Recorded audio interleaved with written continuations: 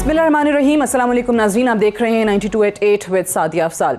नाज़रीन, एक तरफ जब वज़ीर आज़म इमरान ख़ान पंजाब के वज़ीर आला उस्मान बुज़दार साहब के हवाले से ये बात करते दिखाई दिए कि बुज़दार साहब कहीं नहीं जाएंगे, इमरान ख़ान साहब ने कहा कि उन पर मुकम्मल एतमाद है, उनकी परफॉर्मेंस से भी वो मुतमईन हैं। वहीं पर पाकिस्तान मुस्लिम लीग नवाज़ की तरफ से ये आवाज़ उठी कि पंजाब में हमारा मैंडेट चोरी किया गया, हम हुकूमत बनाने का हक़ रखते थे, लेकिन हमारे अरकान को दबाव में लाया गया, हॉर्स ट्रेडिंग की गई और पीटीआई ने वहां पर अपनी हुकूमत बनाई। और साथ ही कल ये ऐलान कर दिया कि अब वक्त आन पहुंचा है कि पंजाब बचाओ मुहिम जो है उसका आगाज किया जाएगा। पिछले दिनों ख्वाजा आसिफ साहब की तरफ से -1 की बात की गई और ये कहा गया कि वज़ीर आज़म इमरान खान अपनी जगह किसी और को लीडर ऑफ द हाउस लगा दें और फिर पीटीआई चाहे 5 साल अपनी मुकम्मल हुकूमत करे।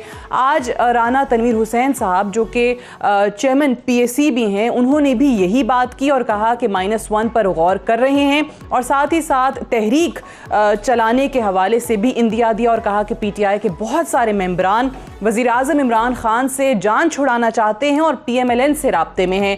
PMLN की लीडरशिप जो है, टॉप लीडरशिप, वो क्या सोच रही है, वो क्या चाह रही है, कौन इस तहरीक को लीड करेगा और आखिर किस अंदाज में ये तहरीक जो है वो चलाने का इरादा पाकिस्तान मुस्लिम लीग नवाज़ रखती है, इस पर बात करेंगे। और साथ ही साथ बड़ी जो अहम खबर जो वज़ीर आज़म इमरान खान साहब वज़ीर आज़म बनने से पहले जिस जानिब इंदिया देते रहे, बात करते रहे और ऐसे PMs और एडवाइज़र्स उन पर बड़ी तनकीद की जाती थी और कहा जाता था कि लोग अपने असासे डिक्लेयर नहीं करते, इनकी वफ़ादारियाँ जो हैं वो पाकिस्तान से नहीं होती हैं, दोहरी शहरियत जो है वो इन लोगों के पास होती है। तो वज़ीर आज़म के आज जो मुआविनीन ख़ुसूसी हैं और मुशीरान हैं, उनकी जो तफसीलात सामने आई हैं, तो वज़ीर आज़म के 15 मुआविनीन और मुशीर ऐसे हैं जो दोहरी शहरियत रखते हैं।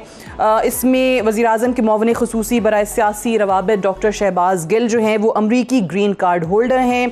मुआविन ख़ुसूसी बराए national security division Moeed Yusuf अमरीका के रिहायशी हैं। गो के उनका बाद में एक ट्वीट आया और उन्होंने इस चीज़ को डिनाई भी किया। वज़ीर आज़म के मुआविन ख़ुसूसी बराए पेट्रोलियम नदीम बाबर जो हैं वो अमरीकी शहरियत रखते हैं। मुआविन ख़ुसूसी बराए ओवरसीज़ पाकिस्तानी ज़ुल्फ़ी बुखारी जो हैं वो बरतानवी शहरी हैं। फिर तवानाई के जो मुआविन ख़ुसूसी हैं शहजाद सैयद कासिम, वो भी अमरीका के शहरी हैं। मुआविन ख़ुसूसी बराए पार्लिमानी उमूर नदीम अफजल चंद जो हैं वो कनाडा में मुस्तकिल रहाइश रखते हैं। और तानिया एदरस जो कि मुआविन ख़ुसूसी डिजिटल पाकिस्तान हैं, उनके पास कनाडा की शहरियत है और सिंगापुर के मुस्तकिल रिहायशी हैं। साथ ही साथ जो तफसीलात इनके असासों की आई हैं, कितनी प्रॉपर्टीज़ हैं, बैंक अकाउंट्स कितने हैं, किस किस मुल्क में जायदादें हैं, वो भी तमाम तफसीलात जो हैं डिक्लेयर कर दी गई हैं। इन तमाम चीज़ों के हवाले से बात करेंगे। और ये जो अनइलेक्टेड मेंबरान की बहस है, जो लाहौर हाई कोर्ट के चीफ जस्टिस साहब की तरफ से भी ये रिमार्क सामने आए थे कि वो हावी होते दिखाई दे रहे हैं काबीना पर, उस पर भी बात होगी। आज के प्रोग्राम में हमारे साथ मौजूद हैं साबिक वज़ीर आज़म पाकिस्तान जनाब शाहिद खाकान अब्बासी साहब। बहुत शुक्रिया अब्बासी साहब, प्रोग्राम में आपने वक्त निकाला। सबसे पहले तो ये इस पे बाद में आते हैं कि जो अनइलेक्टेड मेंबरान हैं उनकी तफसीलात सामने क्या आई हैं और क्या उनको काबीना में होना चाहिए इन तमाम चीज़ों के बाद, दोहरी शहरियत रखने के बाद। लेकिन ये इत्सेल्फ इक़दाम कैसा है? वज़ीर आज़म चाहते थे कि डिक्लेयर हो, तमाम के तमाम जो हैं असास से इनकी तफसीलात सामने आएँ, उसकी आप तारीफ़ करेंगे?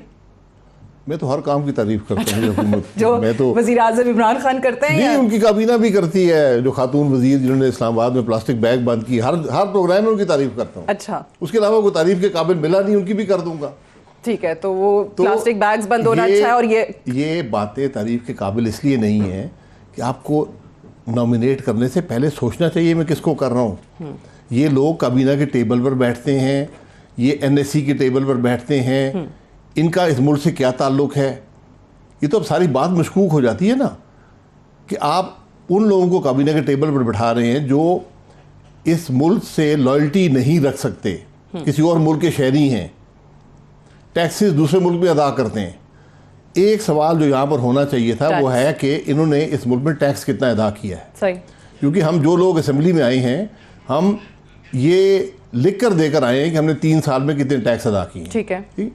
दूसरी बात यह है कि आइन कहता है कि जो शख्स पार्लिमान का मेंबर ना हो वो काबीना का मेंबर नहीं हो सकता। बिल्कुल ठीक है। और पार्लिमान का मेंबर, दोहरी शहरियत का आदमी पार्लिमान का मेंबर नहीं बन सकता। तो आप सबवर्ट कर रहे, आप यानी बाईपास कर रहे हैं आइन को कि क्योंकि इससे पहले ये बहुत कम हुआ है कि शायद कभी नहीं हुआ कि SAPM को एक डिवीजन का चार्ज दिया गया हो। ओके। ये कभी नहीं हुआ। आज आपके मेजर डिवीजन जो हैं, मसलन आप पेट्रोलियम देख लें, एक सबसे मेजर वजारत होती है, उसका चार्ज, पावर के SAPM जो हैं वो भी बाहर से हैं। तो ये कोई बात मेरी समझ से बाहर है कि ये तारीफ़ करना कि इन्होंने सासे ज़ाहिर करवाए हैं, आपको आप कबूल कर रहे हैं कि आपको पता था कि ये फौरन शहरी थे लगाने से पहले। अच्छा, ऑब्वियसली ये चीज़ तो कही जाती है कि भाई वज़ीर आज़म साहब का सवाबदीदी इख्तियार है मोवनीन खुसूसी का और मुशीरान का, इसमें कोई शक नहीं है। फिर आइन भी ये बार नहीं लगाता कि डुअल नेशनलिटी होल्डर्स जो हैं वो नहीं बन सकते हैं, SAPMs उनके हवाले से भी नहीं है। बट ये जो आपने बात की, क्या फिर कानून को तब्दील करना पड़ेगा कि जब ये लोग पार्लियामान में नहीं आ सकते तो काबीना जैसी अहम मीटिंग्स में जहाँ पे मुल्क के लिए फैसले हो रहे हैं, जहाँ पे वो चीज़ें भी हो रही हैं जो बाहर नहीं आनी चाहिए, वो फैसले भी मुल्क के लिए किए जा रहे हैं, वहाँ बैठ जाते हैं? कानून तब्दील करें, क्या करें? किसी कानून में लिखा हुआ है कि वज़ीर आज़म का अक्लमंद होना ज़रूरी है? कि मैंने तो नहीं देखा कि किसी कानून में लिखा हुआ हो। लेकिन अल्लाह ताला जिसको उस कुर्सी पर बैठाता है, कुछ अक्ल भी दी होती है ना। तो ये आपको नज़र नहीं आ रहा कि मैं जो आइन कह रहा है कि काबीना में जो लोग इस मुल्क के शहरी नहीं हैं वो नहीं बैठ सकते, आप उसी टेबल पर एक नहीं दर्जनों लोग बैठा रहे हैं जो दूसरे मुल्क के शहरी हैं। सही। ये अकल की ज़रूरत है ना। ये तो एक बच्चे से पूछते आपको बताएगा कि बात ठीक नहीं है, आइन कह रहे हैं कि नहीं बैठा सकते, आप बैठा रहे हैं। उसके लिए कानून की ज़रूरत नहीं है, उसके सिर्फ एक बुनियादी समझ और अकल चाहिए जो आज कुछ कम मालूम होती है। लेकिन आपको अब लगता है कि ये जो चीज़ें सामने आई हैं, जिस तरीके से हम हफीज़ शेख साहब, इतनी अहम वजारत उनके पास है, वो मुल्क की इकॉनमी चलाएंगे, उनका पाकिस्तान के जो बैंक अकाउंट्स हैं उनमें देख लें कितने पैसे पड़े हुए हैं, बाहर सारा का सारा पैसा पड़ा हुआ है। फिर जो chief justice Lahore high court हैं कासिम खान साहब, उनके भी रिमार्क्स आए कि अनइलेक्टेड लोग इस वक्त हावी हैं और ये वो लोग हैं जो बस्ते उठाएंगे और बाहर चले जाएंगे, और यहाँ पर इलेक्टेड लोग जो हैं वो बेचारे अपने हलकों में जा रहे होंगे और आवाम से फिर वोट मांग रहे होंगे। देखिए, ये सिर्फ चीफ जस्टिस साहब नहीं कह रहे, ये इसी काबीना के मेंबरान रिकॉर्ड पर कह चुके हैं कि हमारी हुकूमत में जो अनइलेक्टेड लोग हैं वो हावी हैं। तो ये तो बात मेरी समझ से बाहर है कि वज़ीर साहब कर क्या रहे हैं। तो ये बता दें, मैं एक बात बता दें कि क्या उनको मालूम था कि ये लोग दूसरे मुल्कों के शहरी हैं? ठीक है, और अगर किसी ने बताया नहीं, अब क्या करेंगे? क्या उनको रखेंगे? हाँ, यही मैं आपसे जानना चाहती थी कि उनसे अब इस्तीफे ले लेने चाहिए इतनी चीज़ों सामने अगर रखेंगे तो मतलब है वो खुश हैं इस बात से, वो राजी हैं कि कैबिनेट के टेबल पर, NSC के टेबल पर जो लोग इस मुल्क के शहरी नहीं हैं, ये दूसरे मुल्क में टैक्स अदा करते हैं या उसके शहरी बनने के ख्वाहिशमंद हैं। मसलन अगर आप अमेरिकन ग्रीन कार्ड लेते हैं तो आप ख्वाहिश का इजहार करते हैं कि मैं इमिग्रेंट हूँ, मैं इस मुल्क में आना चाहता हूँ। आप कनाडा में नेशनलिटी लेते हैं, वो पहला स्टेप होता है कि आपको वो एक परमानेंट रेजिडेंसी देते हैं। सही। तो आपने ख्वाहिश का इजहार कर दिया, टैक्स भी वहाँ अदा कर रहे हैं, काबीना हमारी चला रहे हैं। हफीज़ शेख साहब, मैं उनका एहतराम करता हूँ, पुरानी वाकफियत है। असम्बली में आए, उन्होंने कहा जी हम बड़े मुहिब वतन हैं, मैं भी मुहिब वतन हूँ, 10 मिनट हमें लेक्चर दिया, और स्टेट बैंक के गवर्नर हैं, बड़े मुहिब वतन आदमी हैं, बिल्कुल होंगे। मैंने कहा कि आप लिख के दे दें कि आप 10 साल मुल्क से बाहर नहीं जाएंगे, इस मुल्क में ही काम करेंगे। मैंने कहा मैं तो लिख के देता हूँ, मैं 30 साल हो गए, मैं 30 साल और लिख के दे देता हूँ। इस पर वो चुप रहे। तो ये मुहिबुल वतनी के दावे जो है ना, ये सब अल्फाज तक महदूद हैं। जो आदमी फाइनेंस डिवीजन का चार्ज रखता है, वो इस मुल्क में एक पैसा टैक्स अदा नहीं करता, वो कैसे किसी और से टैक्स मांगेगा? अब अच्छा, वैसे अब्बासी साहब, ये क्योंकि आप खुद भी वज़ीर आज़म रहे हैं इतनी बड़े अहम ओहदे पर, मैं आपसे जानना चाहूँगी कि ये जो अनइलेक्टेड लोग हैं, ये टेक्नोक्रेट्स के नाम पर या दीगर लोग, ये क्यों इतने नागुज़ीर हो जाते हैं हर हुकूमत के लिए कि हर हुकूमत का ही उन लोगों को हिस्सा बनाना पड़ता है? क्या सियासी जमातें इतनी स्ट्रगल के बाद, इतने सालों के बाद वो टीम्स डेवलप नहीं कर पाती हैं कि फिर इन्हीं लोगों को लाना पड़ता है? नहीं, इन्हीं लोगों की बात नहीं है। हमारे गवर्नमेंट में भी एडवाइजर्स, 5 एडवाइजर्स आपको आइन इजाज़त देता है, SAPM से कोई तादाद नहीं है। सही। हमने भी एडवाइज़र लगाए क्योंकि कुछ आपको ज़रूरत होती है ऐसे एक्सपर्ट्स की, या जो लोग तजर्बा रखते हैं उस काम में, कि वो इस्तेमाल हो सकें। कुछ पॉलिटिकल कंपल्शंस होती हैं। उसके अलावा SAPMs जनरली टेक्नोक्रेट लाए जाते हैं जो ऑर्डिनरीली असेंबली में नहीं आ सकते बिल्कुल। या वक्ती तौर पर आपके लिए काम करना चाहते हैं, आप उनको एज ए SAPM, यानी प्राइवेट सेक्टर से लोग आते हैं, वो कहते हैं जी एक्सपर्ट होते हैं, हम उनको इस्तेमाल कर लेते हैं। मसलन आप तारिक फातिमी साहब थे जी, फॉरेन अफेयर्स के एक्सपर्ट थे, हमने उनको लाए। डॉक्टर मुसद्दिक साहब पावर के एक्सपर्ट थे, पॉलिसीज़ के एक्सपर्ट थे, उनको हम लेकर आए। ख्वाजा ज़हीर साहब थे, वो एडमिनिस्ट्रेशन के एक्सपर्ट थे, हम उनको लेकर आए। और मैं नहीं समझता हूँ कोई भी हमारा जो आदमी था SAPM कोई दोहरी शहरियत रखता हो। ठीक।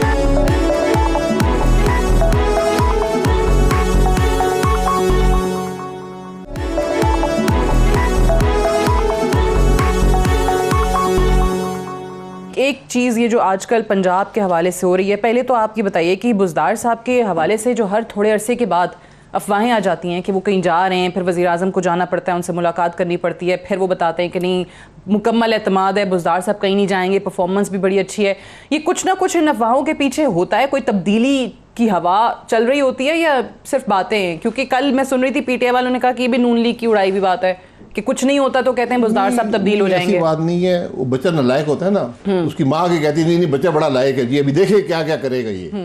वो आगे स्कूल के हेडमास्टर को कहती है देखें बच्चा बिल्कुल ठीक है। तो यानी अभी 3 साल है ना बाकी उनके पास, जी, 2 साल के बाद वो कह रहे हैं। तो वो अब उनके प्राइम मिनिस्टर बता रहे हैं कि नहीं ठीक आदमी है, इंशाल्लाह कामयाब होगा। शेर शाह सूरी है, सिर्फ अभी तक उनके जोर जो है सामने नहीं आए। वसीम अकरम प्लस भी उनको कहा उन्होंने। जी जी, जी अभी बॉलिंग सीख रहे हैं लेकिन होंगे वसीम अकरम ठीक। लेकिन वसीम अकरम प्लस साहब की जो परफॉर्मेंस है जिस पे वज़ीर आज़म इत्मीनान का इजहार कर रहे हैं, कल वो SN इकबाल साहब ने भी प्रेस कॉन्फ्रेंस की, उन्होंने कहा कि पंजाब में तालीम का शोबा बिगाड़ दिया, सेहत जो है उसका शोबा तबाह कर दिया। अब ये जो नई तहरीक हम सुन रहे हैं, पंजाब बचाओ तहरीक, ये कोई एक वेल थॉट, एक वेल प्लान्ड कोई ड्राइव करने जा रही है PMLN, और इसका क्या तरीका होगा, नौयत क्या होगी? देखिए जो कुछ बुज़दार साहब कर रहे हैं ये कोई अनोखी बात नहीं है। ये वफाकी हुकूमत वही काम कर रही है, हर इदारे को तबाह कर दिया है, हेल्थ को तबाह कर दिया, मईशत को तबाह कर दिया, फाइनेंस तबाह हो गई, पेट्रोलियम तबाह हो गई, पावर तबाह हो गई, तो वही काम वो भी कर रहे हैं। तो बुज़दार साहब को इतने बुरे नहीं हैं। अच्छा। वो कंपटीशन में है अपने प्राइम मिनिस्टर के साथ तबाही करने में। जो कल SN इकबाल साहब ने बात की वो एक सोच की बात है कि 2/3 पाकिस्तान के अवाम पंजाब में रहते हैं। ठीक। ये हुकूमत हमेशा, आप पिछले 35 साल चले जाएं, पाकिस्तान की best performing provincial government Punjab होती थी। बाकी उसके साथ मेजर किए जाते थे कि भाई ये हुकूमत बहुत अच्छा काम कर रही है, इसको देखें। आज वर्स्ट परफॉर्मिंग गवर्नमेंट जो 6 हुकूमतें हैं पाकिस्तान में, GB AJK मिलाकर, वर्स्ट परफॉर्मिंग गवर्नमेंट पंजाब की है। तो इस पर अब पंजाब के 2/3 पाकिस्तान के जो लोग हैं वो परेशान हैं, उनके काम नहीं हो रहे। उन्होंने देखा है कि ये सूबा बेहतर चल सकता है। शहबाज शरीफ साहब ने चला के दिखाया, उससे पहले लोगों ने चला कर दिखाया। अब ये उस पर उन्होंने ये बयान दिया कि हमें इस सूबे को बचाएं, तो 2/3 पाकिस्तान तो बचाएं ना, बाकी तो जो नहीं। लेकिन वो तहरीक क्या है? उसके लिए आप सड़कों पर आएंगे, कोई और तरीकाकार है? कोई पंजाब असम्बली में कोई मूव होगी? तहरीक पंजाब असेंबली में भी हो सकती है। अच्छा। उसमें कोई शुबा नहीं है कि जब इलेक्शन हुए सबसे बड़ी जमात सूबे के अंदर पाकिस्तान मुस्लिम जिस पे वो कल भी उन्होंने कहा कि मैंडेट हमारा चोरी हुआ। पाकिस्तान मुस्लिम लीग नून थी, मैंडेट सबके सामने चोरी हुआ, जहाज़ों में भर भर कर शौकत अपने जहांगीर तरीन साहब MPS को लेकर आए। तो ये कैफियत है। तो अब हमें कुछ तो बात करनी है ना, तो हमने कहा भाई कोशिश करें कि सूबे को बचा लें। वफाक तो हमसे नहीं बच रहा, उसमें तो इमरान खान साहब लगे हुए हैं। तो यानी ये एक सियासी बयान था? नहीं, सियासी बयान नहीं थे, हकीकत, वेल प्लान्ड, हकीकत पर मबनी बयान था। हकीकत में मबनी बयान था, लेकिन वो कैसे करना है, वो तहरीक कैसे चलानी है, अभी उसका लाया अमल तैयार तयन किया जाएगा। उसकी इब्तिदा उन्होंने कर दी है, उन्होंने बयान दे दिया कि भाई हम इसको बचाना चाहते हैं सूबे को। ठीक। अच्छा, अब जो ख्वाजा आसिफ साहब ने कौमी असम्बली में बात की, मीडिया पे भी बाहर बात की, उन्होंने कहा कि जी -1 हो, PTI जो है वो इमरान खान की जगह कोई और वज़ीर आज़म लगा दे, कोई और लीडर ऑफ द हाउस मुंतखब कर ले और उसके बाद आप 5 साल मुद्दत मुकम्मल करें। आप अग्री करते हैं इस चीज़ से कि एक शख्स जो बार बार कहा जाता है ना, टॉप पे बैठा हुआ शख्स जो है वो डायरेक्शन देता है तो फिर टीम परफॉर्म करती है, या फिर पूरी टीम आप समझते हैं कि तब्दील हो? देखिए, जो ख्वाजा साहब बात कर रहे थे वो ये कर रहे थे, उनको कह रहे थे PTI वालों को कि अपनी जान बचाएं, ये आदमी आपको तबाह कर रहा है। क्योंकि -1 जो होता है वो पार्टी के अंदर से होता है, बाहर से नहीं होता। ना ख्वाजा साहब कर सकते, ना मैं कर सकता, ना गौर कर सकता है। तो वो उनको कह रहे थे कि भाई आप इस आदमी की खातिर अपने आप को कुर्बान मत करें, ये तो नाकाम हो चुका है, ये तो मुल्क की तबाही का बायस है। आप अपनी जान बचाना चाहते हैं तो कोई तब्दीली कर ले, -1 करने से जान छुड़ाएं, कोई दूसरा आदमी ले आए, ये कह रहे। तो ख्वाजा आसिफ ने शायद वो मौका देखकर बात तो नहीं की जब उनके अपने 1-2 लोगों के नाम सामने आए कि वो वजीर आजम बनने के ख्वाहिशमंद हैं? उनको तो नहीं पैगाम दे रहे थे जो PTI में से? जी देखिए बहुत से लोग हैं जो ख्वाहिश रखते हैं वज़ीर आज़म बनने की। हर MNA ख्वाहिश रखता है, कुछ ज़्यादा रखते हैं, कुछ कम रखते हैं। PTI में ऐसे 2-3 लोग हैं जो अशरों से इंतज़ार कर रहे हैं मुख्तलिफ जमातों के साथ कि हम आ जाएंगे, बन जाएंगे। तो वो एक तंज़िया, एक लहजा होता है पार्लियामान में। तो ख्वाजा साहब उस रेफरेंस से बात कर रहे थे। राइट। -1 के हवाले से आज राना तनवीर साहब ने भी बयान दिया और उन्होंने कहा कि हमारे से राब्ते में PTI के बहुत सारे मेंबरान, और वो कहते हैं कि भाई इमरान खान साहब से हमारी जान छुड़ा दो। तो वो रवाबित किस नौयत के हैं? वो वाकई राब्ते ऐसे हैं कि आप पार्लियामान में नंबर का हेर फेर कर लेंगे, आपकी तरफ आ जाएंगे? क्योंकि ऑलरेडी हम देख रहे हैं कि रेजर थिन मेजॉरिटी है PTI के पास, ज़्यादा तादाद में तो अरकान है नहीं। इस किस्म के रवाबित हो रहे हैं? नहीं, रवाबित सियासत में हमेशा रहते हैं। लोग आते रहते हैं जी हम तंग हैं, हम परेशान हैं, को हल निकालें। तो हमने हमेशा उनको कहा है कि हम किसी गैर जमहूरी अमल का हिस्सा नहीं बनेंगे, किसी गैर आइनी अमल का हिस्सा नहीं बनेंगे, किसी हॉर्स ट्रेडिंग का हिस्सा नहीं बनेंगे। ये हमने हमेशा, ये हमारा फैसला है, ये जमात का फैसला है कि हम इन चीज़ों में नहीं पड़ेंगे। लोग आते हैं, हम लोग कहते हैं यार अपनी तब्दीली करो। नंबर्स गेम में हम नहीं पढ़ना चाहते, नंबर्स हुकूमत के पास नहीं है। ठीक है, तो फिर ये तो आसान तरीका नहीं है और मजीद आसान हो गया आपके लिए। आसान हो जाएगा जब हुकूमत, मैं आज भी आपको कहता हूँ हुकूमत अक्सरियत खो चुकी है। ये बजट सेशन में साबित हो गया, पूरा जोर लगाया गया लेकिन 160 वोट निकले। आप चाहते हैं कि ये 5 साल पूरे करें, जो आप लोगों का मौकफ है, जिन चीज़ों पर आप तनकीद करते हैं, कि ये और एक्सपोज हो जाएं, या आप चाहते हैं कि अभी हुकूमत घर जाए और अर्ली इलेक्शन हो? देखिए, मैं अगर सियासत कर रहा होता ना, मैं कहता ये इमरान खान 5 साल गुजारे, ठीक है, ख़त्म हो मुकम्मल तौर पर और इलेक्शन हो, अवाम को फैसले का मौका मिले। लेकिन मुश्किल ये है कि आज जहाँ पर पाकिस्तान को इन लोगों ने 2 साल से कम अरसे में पहुँचा दिया है, पाकिस्तान इनका मुतहम्मल नहीं हो सकता। 5 साल क्या, एक लम्हे का मुतहम्मल नहीं हो सकता।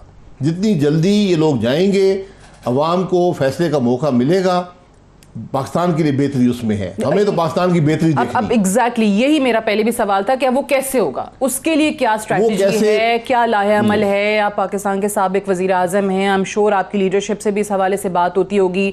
कुछ लोग इस पर भी कहते हैं नवाज शरीफ साहब का मौक़िफ़ और शहबाज शरीफ साहब का मौक़िफ़, और ये जो निटी-ग्रिटीज़ हैं ये फाइनलाइज हो सकें? देखिए, जमात के अंदर इख्तलाफ राय हर इशू पर होता है, ठीक है। अब हल जो है, आसान हल ये है कि इत्तेहादी छोड़ जाएंगे, हुकूमत अक्सरियत खो बैठेगी, और आज खो बैठी है। अच्छा, क्योंकि इत्तेहादी जो हैं वो ये कहते हैं, और बहुत से PTI के अपने मेंबरान जो राब्ते की बात की ना राना तनवीर साहब ने, वो यही है। वो मेंबरान कुछ हमारी जमात से गए हुए हैं, कुछ पीपल्स पार्टी से गए हुए हैं। ये कोई नए लोग तो हैं नहीं ना, जो चंद नए लोग हैं तो मौजूद हैं। वो हमें आके कहते हैं यार हम तो हल्के में जाने के काबिल नहीं है।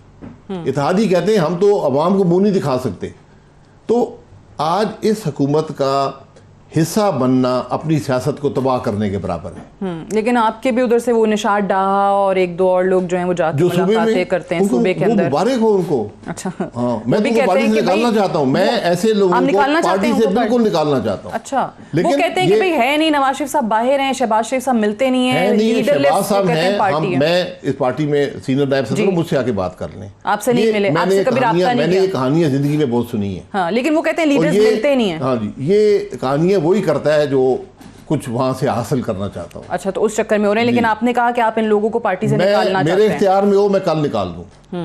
लेकिन पार्टी का एक तरीकाकार है, शो कॉज उनको जारी पहले भी हुए थे, फिर होने चाहिए, और उनको सफाई का मौका देना चाहिए। उसके बाद पार्टी को फैसला करना चाहिए। अच्छा, अब्बासी साहब वैसे एक चीज़ बताइएगा कि अभी जो PMLN का सपोर्टर है, जो वर्कर है, जो वोटर है, वो क्या तजब्जुब का शिकार नज़र नहीं आता? आपसे क्या रवाबित करके बात करके वो ये नहीं कहते हैं कि ये टाइम है, आवाम की हालत देखें, इस वक्त आपको बिजली जो है वो उसके हवाले से जो चीज़ें कीमतें बढ़ाई जा रही हैं, चीनी की, आटे की, अब दवाइयाँ, लाइफ सेविंग ड्रग्स जो हैं वो भी 70% महंगी होनी जा रही हैं, कि इस टाइम पे सब क्यों खामोश हैं? इस टाइम पे बाहर क्यों नहीं निकलते? मरियम बीबी, नवाज शरीफ साहब चलें, पता नहीं वो आपने कहा कि जब सेहतमंद होंगे तभी वापस आएंगे। शहबाज शरीफ साहब, ये टाइम नहीं है बाकायदा तौर पे पार्टी को और वोटर को मोटिवेट करने का? देखिए, ये बात सिर्फ मुस्लिम लीग नून का वर्कर या वोटर नहीं कह रहा, ये आज हर पाकिस्तानी कह रहा है। लोग, हम जाते हैं, लोग हमें कहते हैं यार आज भी मैं कम से कम 6 लोगों से मिला हूँ, मैं वॉक पे गया, वहाँ लोग थे, वो कहने लगे जी हमने पीटीआई को वोट दिया, हम कानों को हाथ लगाते हैं, सही, हम तंग हैं, हम परेशान हैं, कुछ करें। Right. Former prime minister of Pakistan Shahid Khaqan Abbasi साहब, thank you very much for joining us. बात कर रहे थे हमसे। एक ब्रेक लेंगे, ब्रेक से वापस आएंगे, प्रोग्राम को आगे बढ़ाएंगे। Stay tuned.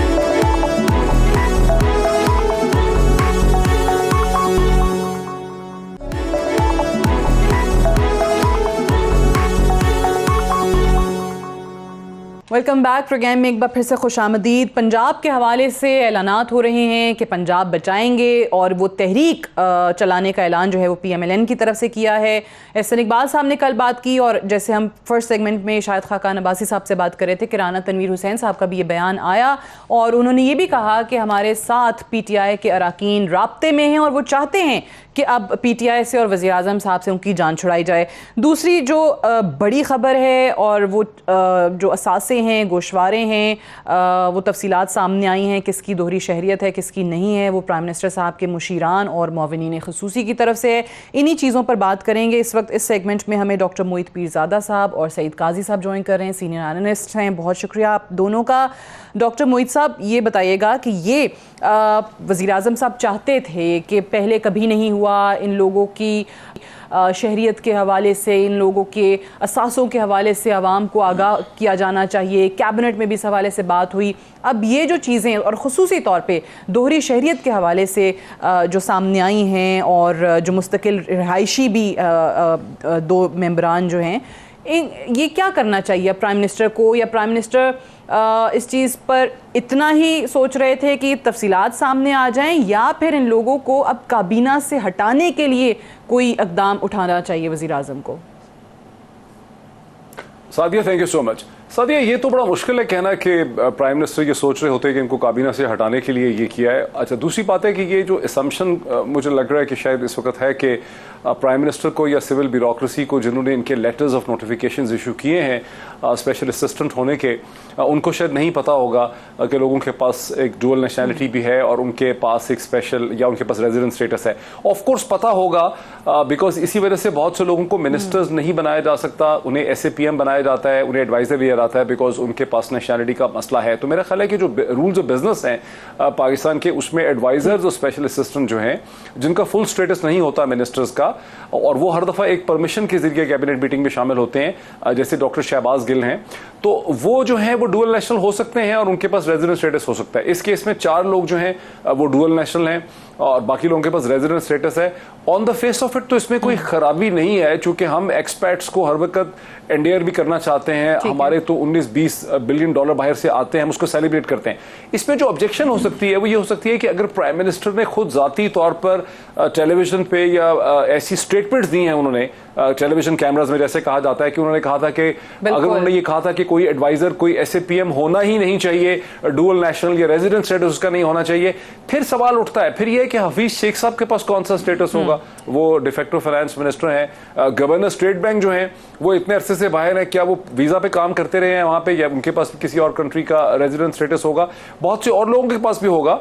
मेरे पास ब्रिटिश सिटीजनशिप है, मैं डुअल सिटीजन हूं, इसका क्या मतलब है पाकिस्तान में काम नहीं कर सकता? तो ये एक लाइन इनको ड्रॉ करनी पड़ेगी कि कहां पर इसे कहते हैं। अगर प्राइम मिनिस्टर की ये पोजीशन थी, मेरी तो कभी भी ये पोजीशन नहीं थी, ये किसी और की नहीं थी, अगर प्राइम मिनिस्टर ऑफ पाकिस्तान की ये पोजीशन थी कि डुअल नेशनल को स्पेशल असिस्टेंट नहीं होना चाहिए, उसे एडवाइजर नहीं होना चाहिए, फिर जाहिर है कि एक ऑब्जेक्शनल किस्म की बात उठती है। और मरियम औरंगजेब ने गालिबन इसके हवाले से ट्वीट भी किया है और उनकी बात में वजन है। जहां तक एसेट्स का ताल्लुक है, मैंने एसेट्स की डिटेल देखी है, वहां तो मुझे किसी की भी कोई बहुत ज्यादा ऐसी एसेट डिटेल्स नजर नहीं आई जिसपे हम ये कह सकें कि पैसे कहां से आ गए। ठीक है। अच्छा सईद काजी साहब, ये जो डॉक्टर साहब ने भी बात की, ये ऑब्वियसली अपनी जगह पर दुरुस्त है, आइन भी बार नहीं करता डुअल नेशनल्स को SAPMs बनने से, बट उसी दौरान अगर ये देखा जाए कि वही मेंबरान पार्लिमान के नहीं बन सकते हैं, तो काबीना के अंदर बैठना, जहां बड़ी अहम मीटिंग्स हो रही हैं, जहां मुल्क और कौम के फैसले हो रहे हैं, वहां पे वो लोग जा सकते हैं? क्या उसके लिए भी फिर कानून तब्दील कर देना चाहिए कि या तो फिर उनको पार्लियामान में भी बैठने की इजाज़त दी जाए या फिर उनको काबीना में बैठने की भी इजाज़त ना हो? What's your take on this? देखिए सादिया साहिबा, बात यह है कि इसमें जो भी कानून बनाना है बना लें, पार्लियामान इनके पास है। मगर सवाल एक और उठता है, क्या मेरे मुल्क के मसाइल इसलिए हैं कि कुछ लोगों के पास अमेरिका का पासपोर्ट है? जिस तरीके से देखे ना, यहां नॉन इश्यूज को हम कैसे प्रमोट, देर आर प्रॉब्लम्स, मैं डिनाई नहीं करता, लेकिन क्या पंजाब के प्रॉब्लम बुजदार साहब की वजह से हैं? वो उनके रहने से आ गए हैं, उनके जाने से खत्म हो जाएंगे? बेसिकली हम क्या कर रहे हैं? मसला यह है कि अब मैं देखिए, एक वर्कर की बात है, मैंने मुल्क के बाहर एक वर्कर के तौर पे काम किया, मेरे भाई डॉक्टर मोहित पीरजादा साहब ने भी किया, लेकिन इसके अलावा जो क्वेश्चन पूछने वाला है वो एक और है। वो सवाल यह है कि जो लोग हुक्मरान हैं, आखिर उन्हें इस मुल्क के बैंकिंग सिस्टम पर और इसकी प्रॉपर्टीज पर एतमाद क्यों नहीं है? जिस मुल्क को वो मिसमैनेज करते हैं और जिसको मुबैना तौर पर खुद उनके कोलीग्स बताते हैं कि वो बहुत बुरी तरह प्लंडर करते हैं, वो जाके पैसे बाहर क्यों रखते हैं? सवाल ये है कि आज का इशू क्या है? आज का इशू वो है जो यूनाइटेड नेशन के सेक्रेटरी जनरल की ट्वीट आई है, जरा खोल के कहिएगा, किसी रिसर्चर को आपको भेजे। उसने कहा है कि कोविड-19 ने इस झूठ का वाशगाफ तौर पर आश्कार कर दिया है कि मौजूदा निजाम में आप जो है वो हेल्थ केयर दे सकते हो लोगों को। सबक क्या सीखने वाला है? सबक यह सीखने वाला है कि खान साहब, जो हेल्थ फैसिलिटीज बच गई हैं इनकी दस्ते बुरद से, वो आवाम के लिए रहने दें। उसने मार्केट इकोनॉमी का नाम लेके कहा है यूनाइटेड, ये मेरे पास है, मैं आपको भेज सकता हूं। तो बात क्या है? असल क्वेश्चन क्या है? असल क्वेश्चन बुजदार है, असल क्वेश्चन मोहित पीरजादा साहब का पासपोर्ट है। अरे भाई, हमें कब तक इस ट्रक की बत्ती के पीछे लगाए रखोगे? ये क्या है? मेरे इश्यूज क्या हैं? इश्यूज ये हैं कि हजूर, जो आप गेटेड कम्युनिटीज में रहते हैं, क्या आपका वही पानी है जो मैं पीता हूं? क्या इस जमहूरियत में मैं बच्चे को जब दाखिल करवाने जाता हूं तो स्कूल में जमहूरियत मेरा इंतजार कर रही होती है या जर की डिक्टेटरशिप कर रही होती? सवाल ये पूछने वाले हैं। मेरे राइट्स आइन के 1973 के कॉन्स्टिट्यूशन के तहत मुझे मेरे राइट्स मिल रहे हैं या नहीं मिल रहे? रोज एक नया शोषण।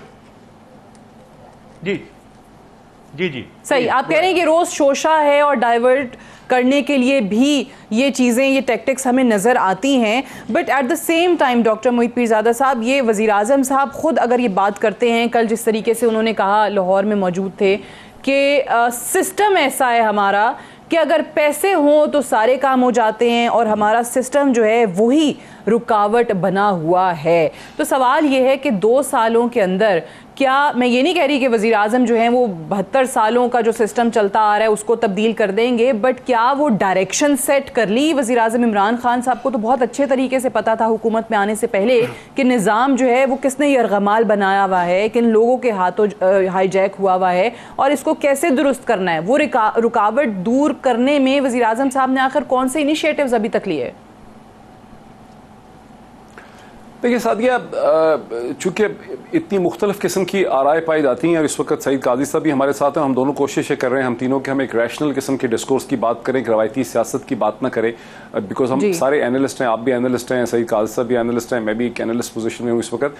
देखिए, प्राइम मिनिस्टर इमरान खान की हुकूमत की जो सबसे बड़ी नाकामी कही जा सकती है या उस पर इल्ज़ाम लगाया जा सकता है कि जो इकनॉमिक क्राइसिस उन्होंने इनहेरिट किया था, उसको वो तेज़ी से उस पर काबू वो नहीं पा रहे हैं। 2 साल जो हैं वो हो चुके हैं और अभी तक ये क्लैरिटी नहीं है कि क्या अगले 12 महीने में इकोनॉमिक जो डाउन टर्न है वो बेहतर हो सकेगा, क्या एक्सपोर्ट्स में कोई बहुत वाज़ेह इजाफा हो सकेगा, क्या पाकिस्तान का ग्रोथ रेट बढ़ सकेगा, क्या एम्प्लॉयमेंट जनरेट हो सकेगी। हैविंग सेड दिस, नज़र ये ज़रूर आता है कि ये हुकूमत बहुत सी जगहों पर इंस्टीट्यूशनल रिफॉर्म करने की कोशिश कर रही है।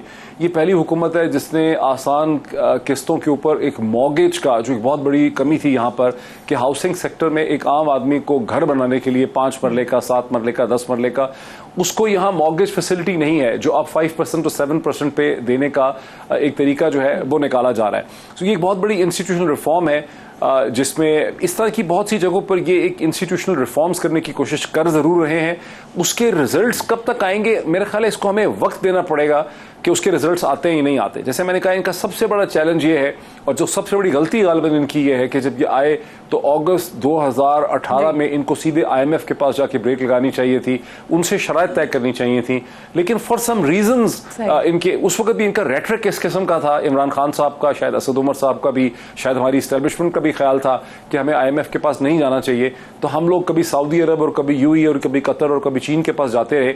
हमें IMF के पास जाना चाहिए था ताकि हम रुपए और डॉलर के दरमियान एक मुनासिब पैरिटी कहीं 130 135 के ऊपर स्टैब्लिश कर बैठते, और ये 165 और 170 वाला जो इस वक्त हमारे साथ सीन है वो ना हमारे साथ होता, जिससे बुनियादी तौर पर पाकिस्तान के लोगों को और मईशत को जो है बहुत ज्यादा नुकसान पहुंचा। लेकिन इंस्टीट्यूशनल रिफॉर्म करने की कोशिश कर रहे हैं। मैंने कभी कोई गवर्नमेंट इतनी सीरियसली देखी इस्लामाबाद में काम करने के हवाले से हमने नहीं देखा 15 साल में कि कोई प्राइम मिनिस्टर स्कूल और कॉलेज और यूनिवर्सिटी की तरह काम करता हो, 6 दिन काम करता हो। कभी हमने नहीं देखा कि कोई मिनिस्टर्स जो हैं उन पे इतना ज्यादा डिसिप्लिन का प्रेशर हो। तो चीजें ये करने की कोशिश जरूर कर रहे हैं, रिजल्ट्स वाकई हमारे सामने उस तरह से विजिबल नहीं है, वो हमें कोशिश हो रही है।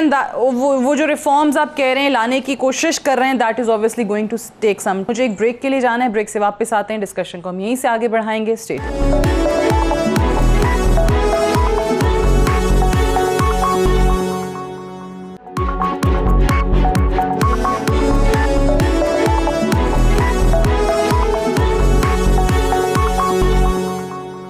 वेलकम बैक प्रोग्राम में एक बार फिर से खुश आमदीद। सईद काजी साहब, ये जो अभी डॉक्टर मोहित पीरजादा साहब ने बात की ब्रेक पे जाने से पहले कि सबसे बड़ा चैलेंज इस हुकूमत के लिए मईशत के हवाले से था और उस पर बाकायदा तौर पर अगर फ़ौरन हुकूमत में आते ही ये फैसला कर लेते कि IMF के पास चले जाते तो शायद चीज़ें कुछ बेहतर होती। उसमें ऑब्वियसली थोड़ा सा डिले आया, अभी भी वो चीज़ें संभल नहीं रही हैं, लेकिन जो आवाम को डायरेक्टली इफ़ेक्ट इस वक्त करती हैं चीज़ें, बिजली के हवाले से लोड शेडिंग का इतराफ़ खुद कर लिया उनकी वजारत ने, तवानाई की वजारत ने जो जवाब जमा कराया कि जी 12 घंटे की लोड शेडिंग हो रही है।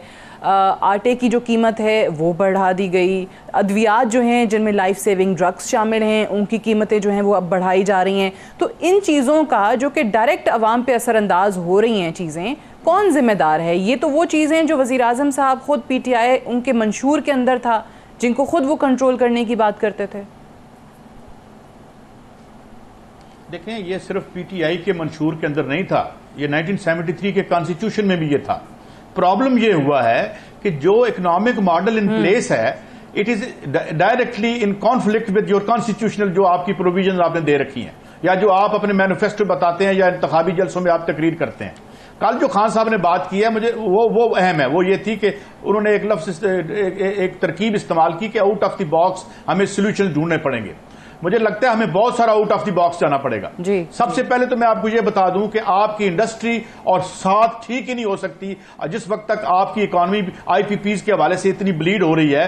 ये तकरीबन $75 बिलियन बन जाता है अगर $2 से $2.5 बिलियन 94 से हम लूज कर रहे हैं अब तक। तो ठीक, एक तो बात यह है। इसके अलावा दूसरी बात क्या है, इंडस्ट्री आपकी खड़ी नहीं हो सकती, कॉस्ट ऑफ डूइंग बिजनेस आप आसमान पर ले गए, क्या करेंगे? ऊपर से क्या हुआ, वो तो था जो गलतियां की इन्होंने, ऊपर से कोविड ट्रिगर्ड रिसेशन आ गया। आज अमेरिका की इकॉनमी कॉन्ट्रैक्ट कर रही है। अरे भाई, चाइना इस क्वार्टर में कॉन्ट्रैक्ट कर रहा है, सुकड़ रहा है। दुनिया की कोई इकॉनमी नहीं है जो ग्रो कर रही हो। अब और बर्तानिया बहुत बड़े क्राइसिस, £350 बिलियन का खसारा आ रहा है, आज भी फाइनेंशियल टाइम्स में देख रहा। अब मसला यह है कि आप इससे कैसे लड़ेंगे। इससे लड़ने, मैंने जैसे कहा कि आज आपके यूनाइटेड नेशन के सेक्रेटरी जनरल ने हथियार डाल दिए हैं, उन्होंने टेसिटली मान लिया है कि जनाब ये इस तरह काम नहीं चलेगा। और मैं समझता हूं टेस्ट केस बना लें, दुनिया की सबसे ताकतवर सबसे अमीर मुल्क तारीख का अमेरिका, उसका वो दुर्गत बनाई कोरोना ने कि वो मान गए कि ये नहीं है, ये इस तरह के सिस्टम नहीं चलेंगे। आज वो लीडर बनेगा मुस्तकबिल का जो नाम लेगा, जो डिफाई करेगा इन पैटर्न्स को जिन्होंने इंसानों को बर्बाद करके रखा हुआ है इस ग्लोब पे। इसलिए ये खान साहब को करना पड़ेगा अगर वो अपने इलेक्टोरल वादे पूरे करना चाहते हैं तो। और लेकिन खान साहब की प्रॉब्लम क्या है, जैसे मैंने पहले कहा था, खान साहब के तख्त के चारों पाए काले धन पे खड़े हैं। एक को हाथ डालते हैं, तख्त वाबल करना शुरू कर देता है। अब जहांगीर तरीन साहब मेरे शो में कह के गए थे कि जी 30-35 MNAs तो मेरे साथ हैं। आप जिस कार्टर को हाथ डालते हैं अगले दिन -1 शुरू हो जाता है। बिल्कुल, ये इश्यूज हैं। लगता है खान साहब, it's a very big task at hand for Khan साहब, एंड आई थिंक कि अगर वो इसमें से सर्वाइव या निकलना चाहते हैं तो फिर उन्हें मेरे ख्याल में बहुत ज्यादा दाएं से वापस सेंटर में और सेंटर से लेफ्ट जाना पड़ेगा। जी सादिया, अच्छा, अब इस पे डॉक्टर साहब कितना तैयार हैं वज़ीर आज़म खुद फ़ाइट करने के लिए? जिस तरह उन्होंने कहा कि ये जो माफियाज जो हैं, खुद वज़ीर आज़म इस चीज़ का इदराक करते हुए ऐलान कर चुके हैं कि जी ये हर जगह पर माफियाज हैं और ये वो माफियाज हैं जो वज़ीर आज़म की हुकूमत को काम भी नहीं करने देते, लेकिन वही लोग फिर हम देखते हैं कि नागुज़ीर भी हो जाते हैं। वज़ीर आज़म इमरान ख़ान जैसे शख्स के लिए जो ख़ुद वज़ीर आज़म बनने से पहले उन लोगों पर, उन माफियाज पर, उन कार्टल्स पर तनकीद करते आए, वही लोग इनके लिए भी इतना ज़्यादा नागुज़ीर हो गए। सो ये क्या है, ये जो सिस्टम के अंदर इन लोगों की गुंजाइश है और इन लोगों की एक्सेप्टेंस है, ये जो माफिया है ये किस तरीके से जाएगी, उसके लिए क्या करें वज़ीर आज़म? सर, ये 2-3 पॉइंट हैं। पहले तो ये कि हर पॉलिटिकल सिस्टम के अंदर स्ट्रॉन्ग वेस्टेड इंटरेस्ट होते हैं जो किसी भी पार्टी को इलेक्शन जीतने में और हुकूमत बनाने में मदद करते हैं, और ज़ाहिर है कोई भी हुकूमत जो है वो मुख्तलिफ किस्म के इंटरेस्ट को लेकर चलती है, खा वो पाकिस्तान हो, हिंदुस्तान हो, अमरीका हो। तो वो एक एलिमेंट तो है कि इंटरेस्ट तो हमेशा होंगे। दुनिया में कोई ऐसी हुकूमत नहीं है इस वक्त जिसके अंदर इंटरेस्ट ना हो। लेकिन इमरान खान साहब ने और पीटीआई ने जो एक अपने ऊपर एक बहुत बड़ी मेहरबानी की और पाकिस्तान के ऊपर की, वो कि उन्होंने नैरेटिव ये बनाया गुज़श्ता 7-8 बरस में अपनी पूरी मूवमेंट के ज़रिए कि पाकिस्तान का असल मसला, और हम सब उस नैरेटिव का हिस्सा बन गए मीडिया में, कि पाकिस्तान का सबसे बड़ा मसला ये है कि यहाँ पर माफियाज हैं, यहाँ पर करप्शन है, यहाँ जो है, और करप्शन की वजह से यहाँ पे तरक्की नहीं हो रही। ये वो प्रीडोमिनेंट पॉलिटिकल नैरेटिव है जिसको लेकर इमरान खान साहब और तहरीक इंसाफ चल रहे हैं।